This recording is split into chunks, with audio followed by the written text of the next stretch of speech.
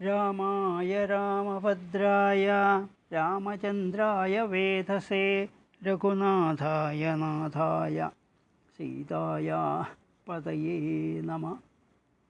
ശ്രീരാമായ നമഃ. ശ്രീമദ് വാൽമീകി രാമായണം യുദ്ധകാണ്ഡം സർഗം 78.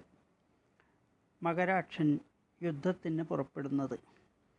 നികുംഭനും കുംഭനും വധിക്കപ്പെട്ടു എന്ന് കേട്ട് രാവണൻ കുപിതനായി, ക്രോധവും വ്യസനവും കൊണ്ട് മതിമറന്നവനായി ഖരൻ്റെ പുത്രനായ മകരാക്ഷനോട് ആജ്ഞാപിച്ചു, നീ സൈന്യങ്ങളോടുകൂടി പുറപ്പെടുക, രാമലക്ഷ്മണന്മാരെയും വാനരന്മാരെയും ജയിക്കുക.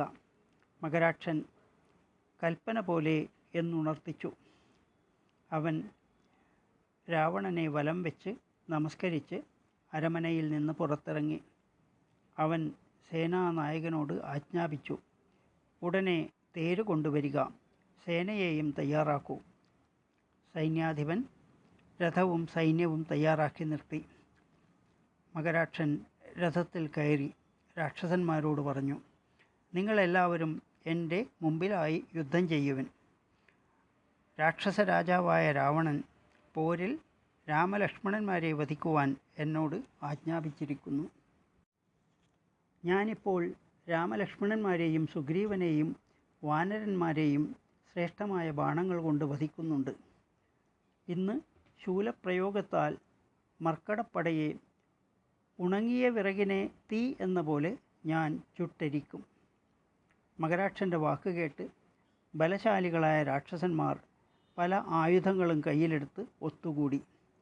അവരെല്ലാവരും ഇഷ്ടമുള്ള രൂപമെടുക്കാൻ കഴിവുള്ളവരും തേറ്റകളുള്ളവരും മഞ്ഞക്കണ്ണന്മാരും മുടി പാറിയവരും ആനകളെപ്പോലെ ഗർജിക്കുന്നവരുമായിരുന്നു. കൂറ്റന്മാരായ അവർ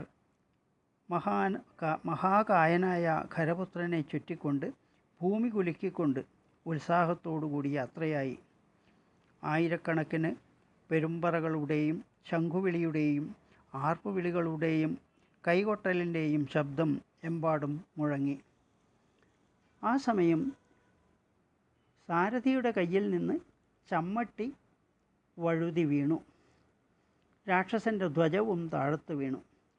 തേർക്കുതിരകൾ ഉത്സാഹം കെട്ടവയായി. കാലിടറി മുഖം വാടി കണ്ണീർ വാർത്തുകൊണ്ട് കുതിരകൾ നടന്നു. മകരാക്ഷൻ്റെ യാത്രയിൽ പൊടി പറപ്പിച്ചുകൊണ്ട് കാറ്റ് അതിഭയങ്കരമായി വീശി.